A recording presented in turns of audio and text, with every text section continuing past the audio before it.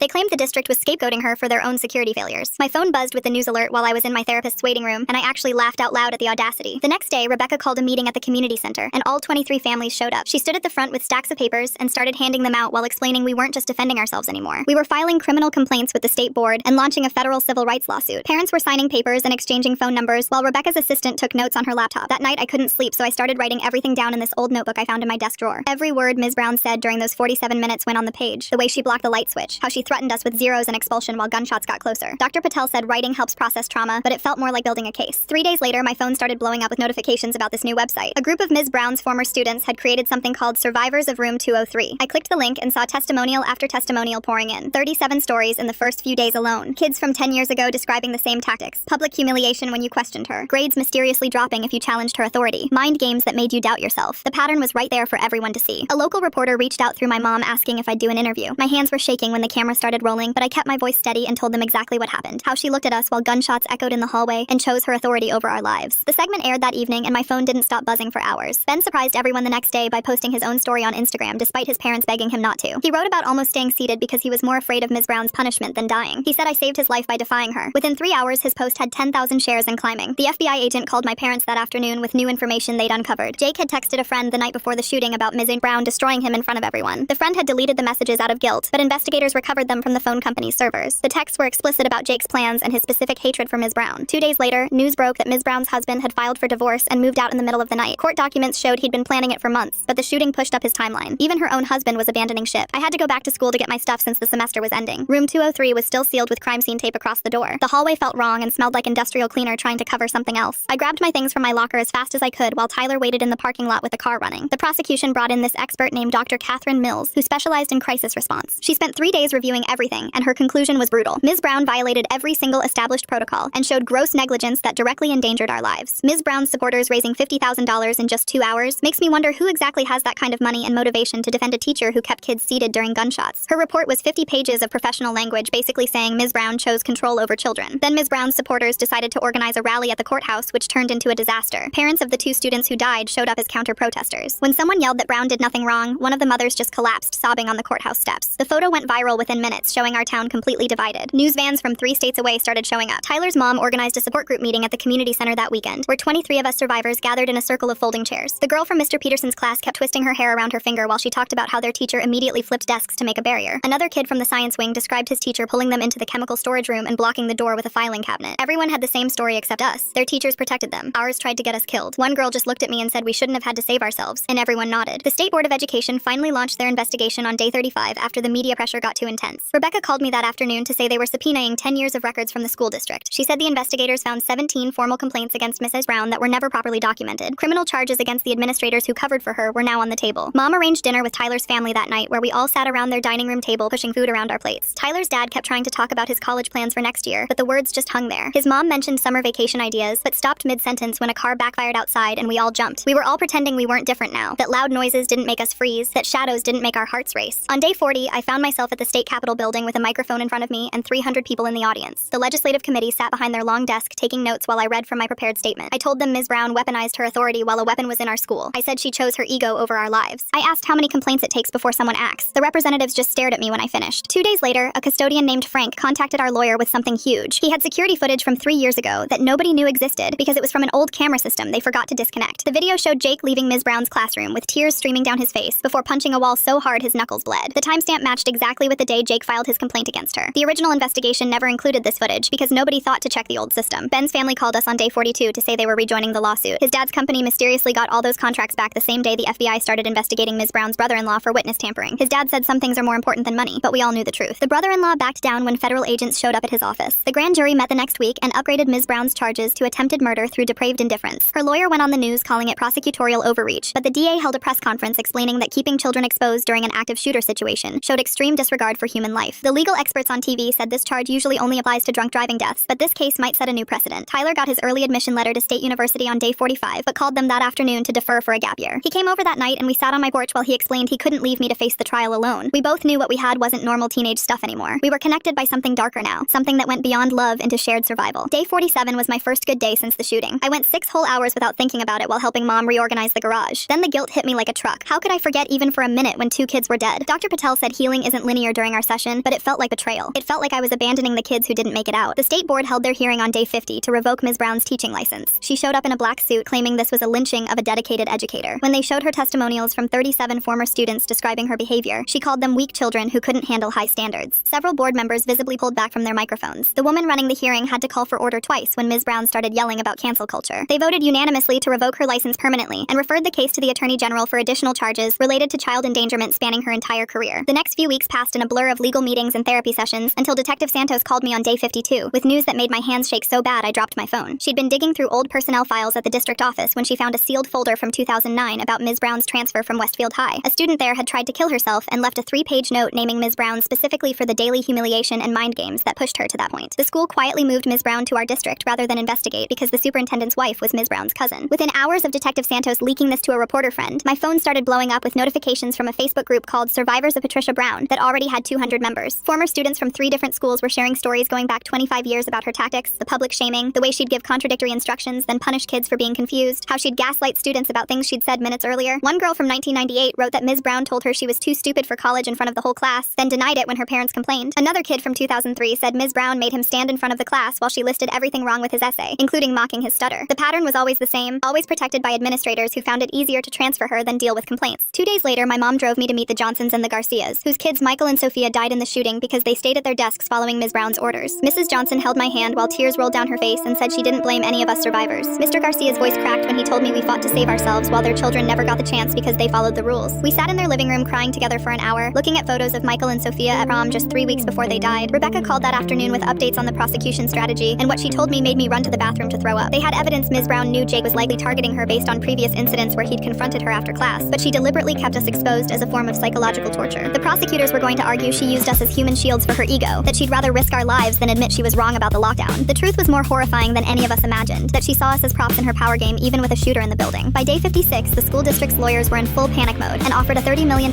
settlement divided among all the families, admitting no wrongdoing but acknowledging failures and oversight. Some families took it immediately because they couldn't afford years of legal battles, but my parents and 12 other families held out for criminal justice, not just money. Tyler picked me up 2 days later to visit the memorial that had grown outside the school. Hundreds of flowers and teddy bears and photos covering the front steps. Someone had left a copy of the student handbook with the lockdown procedures highlighted in yellow, a note attached that said, "These rules save lives when teachers follow them." We stood there holding hands, reading all the messages people had left, when Tyler spotted something that made him squeeze my fingers so hard it hurt. Between 2 bouquets was a printed copy of Jake's manifesto that the defense teams had just gotten access to. 5 pages detailing Ms. Brown's teaching methods like a psychological torture manual. He documented the public humiliation, the deliberately confusing instructions followed by punishment for not listening, the gaslighting about things she'd said or done, example after example with dates and witnesses. The FBI had verified every incident he described through interviews with former students. That same week, Ms. Brown's former teaching assistant from 2015 finally broke her silence in an interview with the local news. She'd quit after 1 semester because she couldn't watch what Ms. Brown did to students anymore, had even reported it to Principal Foster, but nothing was done because Ms. Brown had tenure and the union would fight any disciplinary action. Another administrator who chose the easy path over protecting kids, another adult who could have stopped this years ago. Frank the custodian finding forgotten security footage on an old camera system is peak plot device saves the day energy, though I suppose real life does sometimes hand you evidence gift wrapped with a bow when you need it most. Ben's deposition happened on day 62, and his His parents sent me the transcript later because they were so proud of how strong he was. His voice apparently never wavered when he said Ms. Brown taught us that authority was more important than safety. But that day, I taught everyone that survival is the only thing that matters. The prosecutor asked if he blamed me for defying Mr. Brown, and Ben said I was the only adult in that room who acted like one, that a 17-year-old girl showed more leadership than a woman with 25 years of teaching experience. The FBI showed up at Ms. Brown's brother-in-law's house the next morning with a warrant for witness tampering and obstruction of justice after they caught him on a wiretap threatening Ben's dad's business partners if Ben didn't change his testimony. Her whole support network was crumbling as people realized the lengths she'd gone to protect herself, hiring private investigators to dig up dirt on students' families, having her brother-in-law pressure anyone who might testify against her. 2 weeks later, I sat at our kitchen table with Rebecca, the prosecutor, spreading out pages of notes for my victim impact statement. She pushed a legal pad toward me and told me not to hold back because the jury needed to understand everything Ms. Brown did that day. Tyler sat next to me, his hand on my knee under the table while I wrote about how she kept us at our desks while a shooter walked the halls. I wrote until my hand cramped, then typed on my laptop, then wrote some more. The words came out angry at first, then sad, then just tired. Rebecca read through my draft and nodded, telling me this would help the jury see the truth. 2 days later, the court clerk called to say the trial was set for 3 months out, 3 whole months of waiting. I tried going back to normal stuff like SAT prep and college applications, but how do you write about your future goals when you almost didn't have a future at all? The Common App essay prompt asked about a challenge I'd overcome, and I just stared at the blank page for hours. Then on day 70, my phone blew up with texts from Ben. Ms. Brown had sent an email to his parents saying their son was confused about what happened and suggesting they get him therapy to help him remember correctly. The prosecutor had her arrested within 2 hours. News vans showed up at her house and caught her being let out in handcuffs while she yelled about being persecuted for maintaining order. The judge called an emergency hearing the next morning. I sat in the gallery watching as the prosecutor showed the email and explained how Ms. Brown had violated her bail conditions by contacting witnesses. The judge didn't even let her lawyer finish his argument before revoking her bail. Court officers moved toward her and she stood up fast, knocking over her water glass. For the first time since this all started, I saw real fear in her eyes as they cuffed her. She looked right at me as they led her past the gallery, and I could see it hit her that she wasn't in control anymore. 2 nights later, Mom found me at the kitchen table at 3 a.m. surrounded by college essay drafts. My Common App essay was about the day I chose to survive despite my teacher's orders. Mom read over my shoulder and said I didn't have to write about this if it was too hard. I told her I did because this was who I was now. We both knew I'd never be the person I was before that day. The trial started 3 months later on a cold Monday morning. The prosecutor's opening statement included playing the audio from my phone that I'd been recording for a class project. You could hear the shots getting closer, students crying, and Ms. Brown's voice clear as day saying we were being hysterical and manufacturing fear. Several jurors put their hands over their mouths. Ms. Brown sat at the defense table in a gray suit, still acting like she was the victim. The next day I testified for 4 straight hours. The prosecutor walked me through every second of those 47 minutes, having me describe where everyone was sitting, what Ms. Brown said, how she blocked the light switch. Her lawyer tried to make me look like some rebellious kid who just didn't like authority, but I stayed calm and just kept repeating the facts. When he asked why I defied a teacher's direct order, I looked at the jury and said I chose to live while she chose her ego. Nobody said anything for like 10 seconds. On day 3, Tyler took the stand and talked about getting my texts, about hiding in that supply closet knowing I was in danger. His voice cracked when he described the moment he thought I was dead because I stopped responding. Ms. Brown's lawyer objected, calling it emotional manipulation, but the judge said the jury needed to understand the trauma she caused by keeping students exposed. Tyler had to take 3 breaks to compose himself. Day 4 changed everything. The prosecution had enhanced the security footage audio using some FBI tech, and you could hear stuff we couldn't make out before. At timestamp 9:47 a.m., right after the first shots, Misty Brown's voice came through crystal clear saying, "If this is real, they deserve what they get for not respecting me." A juror actually gasped out loud. Even her own lawyer looked shocked because this wasn't in any of the discovery materials. The judge had to call a recess when parents in the gallery started yelling. Day 5, Ms. Brown decided to testify against her lawyer's advice. She sat in the witness box insisting she maintained perfect order, that we were never in real danger, that she was being persecuted for having standards. She said she was protecting us from panic and that running around would have been more dangerous. The prosecutor let her talk for 20 minutes, then asked one question that made the whole courtroom go silent. "Did you recognize Jake Wilson's voice when he was in the hallway outside your classroom?" Ms. Brown froze completely, her mouth opening and closing like a fish. After maybe 15 seconds, she whispered yes. The courtroom exploded with people shouting and crying, and the judge had to bang his gavel over and over to get control. The prosecutor stood up slowly after things got quiet again and walked right up to Ms. Brown's face. She asked the question everyone was thinking, but nobody wanted to hear out loud. Did Ms. Brown know it was Jake Wilson in that hallway? The same Jake Wilson who filed 3 complaints against her last year? Ms. Brown's hands started shaking and her face went from red to white to gray in about 5 seconds. The whole courtroom held its breath waiting for her answer. Finally, she cracked and started yelling about how Jake needed to learn respect, just like all of us did. The jury members looked at each other with their mouths open, and one lady in the back row started crying. 3 weeks later, we all came back for verdict day, and you could feel the tension like electricity in the air. The jury took 6 hours to decide, but when they came back, they found her guilty on everything. 23 counts of putting kids in danger, plus something called depraved indifference that sounded even worse. Ms. Brown fell down in her chair when they read it, and for the first time, she looked scared instead of angry. The judge said she could get up to 25 years, and the families of the 3 kids who died started sobbing. 2 weeks after that, I had to read my victim impact statement at sentencing. My hands were sweating so bad I could barely hold the paper, but I made myself look at her while I talked. I told her she taught me that being in charge without being smart about it was dangerous, that trying to control people without caring about them was just being mean. I said I'd carry those 47 minutes with me forever, but she'd have to carry what she chose to do. The judge gave her 18 years with a chance for parole after 12. When the guards put the handcuffs on her, she turned to all of us and said she was just keeping standards. Even then, she didn't get it, and that was maybe the worst part of all. A month later, Tyler and I sat in his car watching workers put in new metal detectors and cameras at school. We were different now, stuck together by what happened, but also just different inside. Tyler took my hand and said we survived, and this time it wasn't a question. everyone. Ben went to the school board meeting that spring and gave this amazing speech about fixing how they handle teacher complaints. His voice was strong and clear, nothing like the scared kid who almost stayed in his seat that day. He said no student should have to pick between their grades and staying alive. I started at State University that fall studying education policy because somebody needs to fix this stuff. My roommate didn't know about what happened, and for a few weeks I was just Brianna instead of the shooting girl. It felt good, but also weird keeping that huge thing inside me. They reopened room 203 as a memorial classroom in November and asked me to speak at the ceremony. Standing where Ms. Brown used to stand felt so strange, but I told everyone that protecting kids isn't just about locks and drills. It's about listening when they say something's wrong. Mom drove me home for winter break and we passed the school where kids were playing basketball like nothing ever happened there. I told her they looked so young, and she said we all did back then. We both knew I'd never be that young again because innocence was another thing that died that day. Tyler and I met at our old coffee shop when we were both home from college for the holidays. We still checked where the exits were and jumped when someone dropped a tray, but we were learning to live with it. Tyler held my hand and said we were writing new chapters now, which sounded cheesy but also true. The scars would always be there, but we were more than what happened in room 203. We were the kids who refused to stay in our seats when standing up meant staying alive. Thanks for letting me wonder about all this with you today. It's been quite the journey asking questions together. Take care. Like the video. It helps more than you think.